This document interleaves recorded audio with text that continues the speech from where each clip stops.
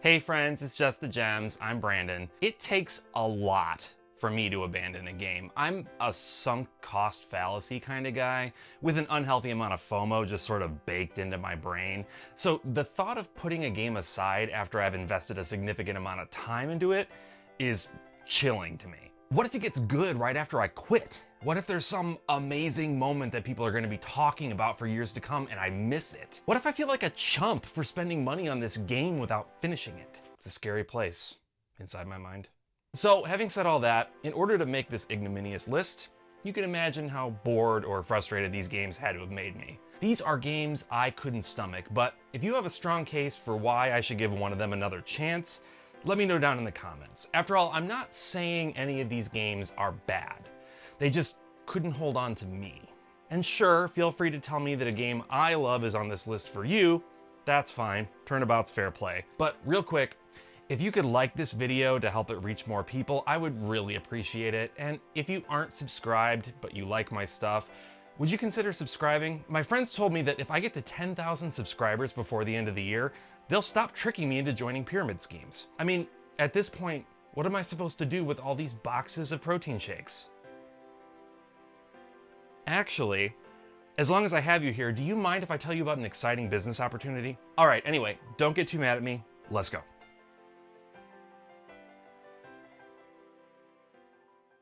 I actually published a full review of Astria Ascending on this channel way back in the early days when I didn't know what I wanted this thing to be. At the time, I thought, maybe I'll be just the super weirdo non sequitur guy who puts viewers in a constant state of confusion in order to build and sustain an audience. But I dropped that pretty quick because I can only ruin so many suits before it starts to negatively impact my bottom line. Anyway, if you want more of my thoughts on this particular game, I'll link the review in the description. If you're cool with a summary of my feelings, then here you go. Astria Ascending has a bunch of really high-profile people behind it, but I didn't feel any sort of strong connection with any element of the finished product. The graphics are initially pretty eye-catching, but the weird sort of three-quarter turn every character has to do in order to always be cheating out towards the camera bugs me. Like this. And the animations look extra weird to me as a result. The music did not stick with me at all. The storyline was interesting, at least in theory, but I feel like it started too late into things. Like, the idea is that there are these heroes that are chosen every so many years to fight evil, and at the end of the battle, they all die, and this happens over and over throughout history. But the plot begins with the characters already having been fighting together for quite some time, so we don't really get a chance to meet and get to know them. It reminds me of... Forgive the tangent here, but have you read a lot of fan fiction? Just in general, not for any particular property. I've read a decent amount of fan fiction in my life, and one thing that a lot of fan fiction authors tend to do is set up a really cool premise for a scene, some sort of conflict, and then they skip over it.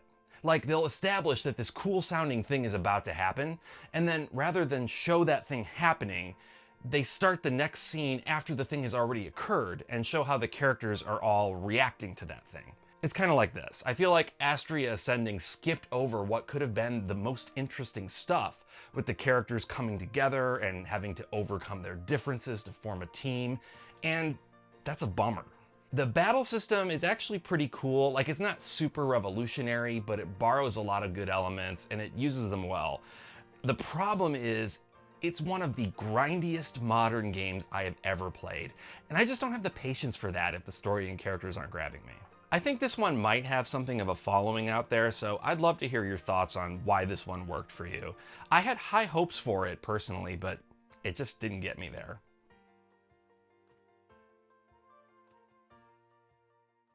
If alarm bells are going off in your head, please note that I'm not referring to Star Ocean: The Second Story R. I'm talking about the original on the OG PlayStation. This is one that I fully invested myself in as a teenager. This was near the peak of my JRPG frenzy too, where the Super Nintendo had gotten me primed for this genre, and then the PS1 exposed me to just such a huge quantity of amazing games that I almost couldn't handle it. And speaking of not being able to handle it, have you tried actually beating this freaking game? Look, I've joked a lot on this channel about how I'm bad at video games, and that's sort of true on some levels, but when it comes to JRPGs, all joking aside, I'm reasonably competent. Not saying that the first 95% of Star Ocean: The Second Story was a complete breeze, a cakewalk, a third thing that means easy. No, there were some challenging parts, some parts that definitely required a few good grinding sessions. But the end game just, man, I was not prepared. And when I say the end game, I really mean it. I managed to reach the final dungeon, even the final boss, I think, at least. It felt very final bossy. But it was no contest. I got wiped, and wiped hard. It's a bit how I felt the first time I tried to tackle the secret final boss in the original Octopath Traveler. Like, that's a grindy game, but I was able to handle every other challenge it threw at me. But that secret final boss, just boom, dead, the end. Regardless, the ease with which that Star Ocean last boss killed me sucked all the wind out of my sails. I didn't even try to grind my way to victory, I just gave up. I'm pretty sure I never put the disc in my PlayStation ever again. I guess maybe that can be a lesson for game developers, because I'm sure I'm not alone here. If your difficulty spikes are sharp enough to pierce my very soul, then your difficulty spikes are too much.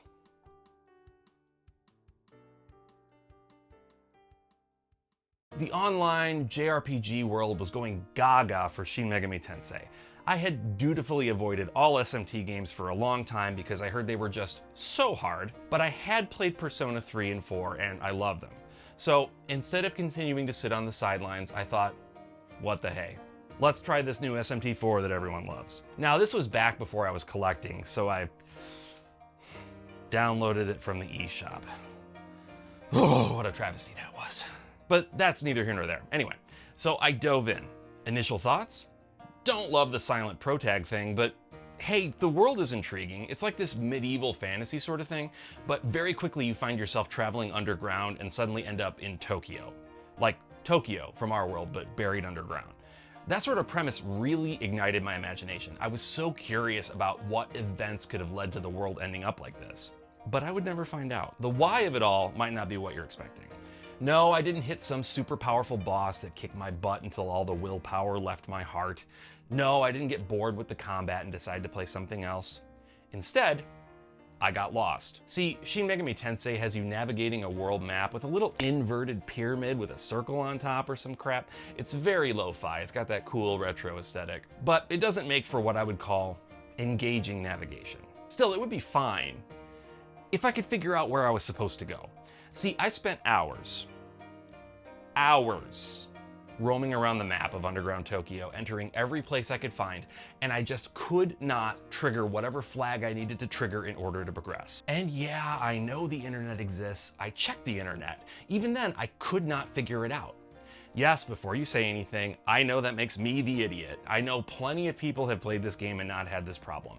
But me being an idiot doesn't change the fact that I got irreversibly stuck, and I eventually had to drop SMT4 like a bad habit. Let me know if I missed anything good down in the comments, okay?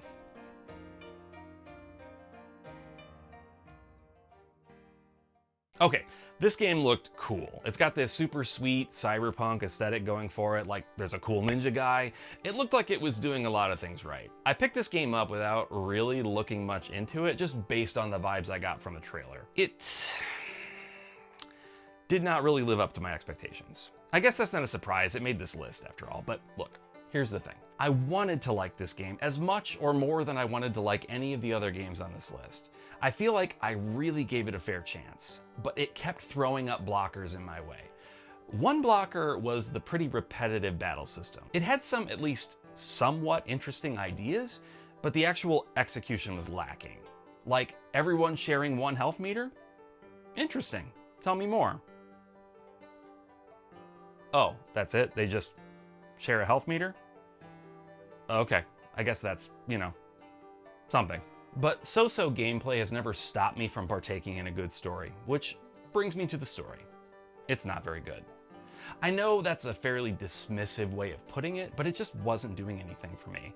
It was, above all else, just difficult to follow. You have a detective character who you control in the real world, walking around, talking to people, hacking into their brains and all that good stuff. Then you have the aforementioned ninja dude who runs around in some sort of digital world fighting bad guys.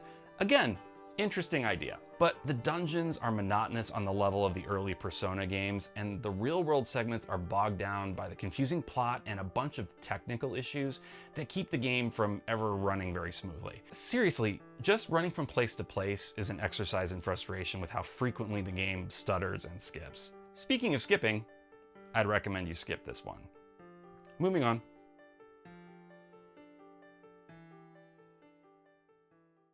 I might get myself into some trouble here. Tactics Ogre Reborn is the remastered version of one of the most beloved tactical JRPGs of all time. It's frequently mentioned in the same breath as Final Fantasy Tactics. That's how big and important it is. Coincidentally, I could probably put Final Fantasy Tactics on this list, but I really don't want to be beaten up.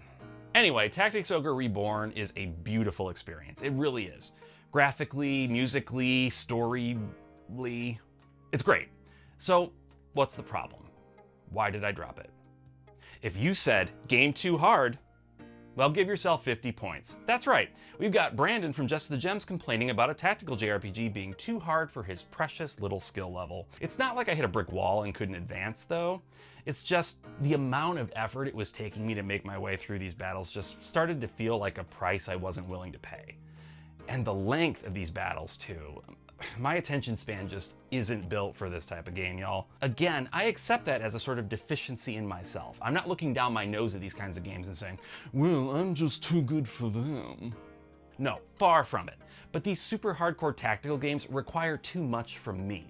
It would be one thing if I was super engaged by the story, or at least finding the story fun. But no, this is another of those super dour and overly serious medieval fantasy type plots. Not my cup of tea. Give me a Fire Emblem or a Disgaea over this any day.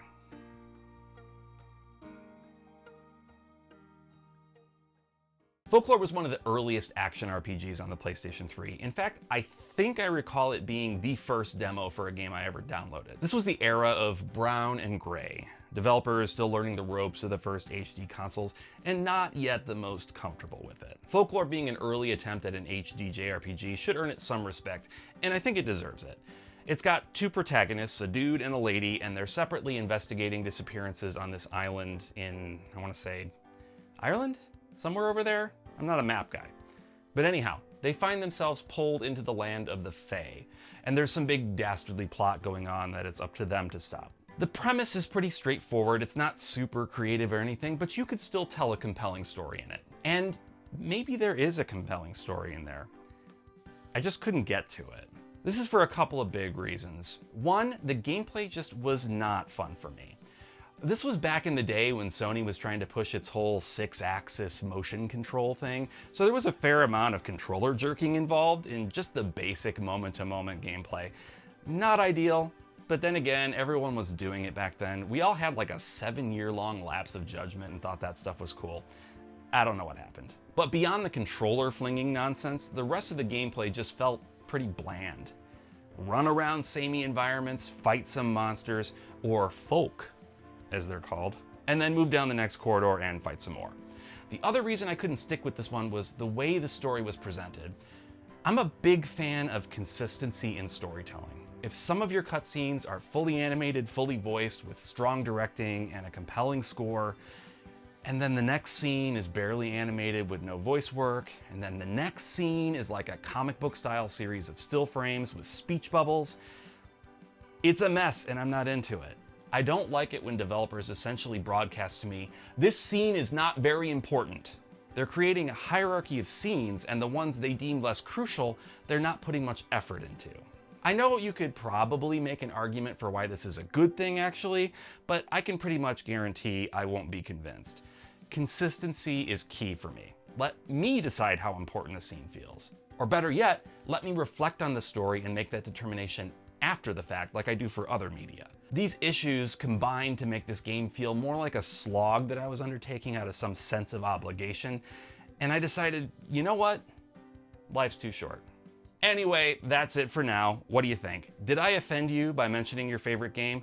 Let me have it down in the comments. I'd also be curious to hear what games you were excited to play but ended up dropping. Let's share our disappointment with each other. It's like group therapy, only free. Once again, if you'd consider liking and subscribing, that would mean a lot.